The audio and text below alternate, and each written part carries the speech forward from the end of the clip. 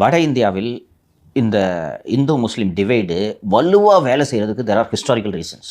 கடந்த காலங்களில் முகலாய மன்னர்களின் படையெடுப்புகளால் பெரும்பாலான மாநிலங்கள் பாதிக்கப்பட்டிருக்கின்றன. எல்லை மாநிலங்கள் மட்டுமல்லாமல் பெரும்பாலான வட இந்திய மாநிலங்கள் முகலாயர் படையெடுப்பால் பாதிக்கப்பட்டு நான் சொல்லியிருக்கேன். நான் இந்து கோயில் தான் வந்து ஃபஸ்ட் அடிப்பாங்க. அதுக்கு சாமியின் மீது இருக்க கோபம் இல்லை, அங்கே தான் நகைகள் அதிகமாக இருக்கும் என்பதாக அதை வந்து தாக்குதல் அடிக்கிறாங்க. இதெல்லாம் கேட்டு கேட்டு கேட்டு வளர்றோம்.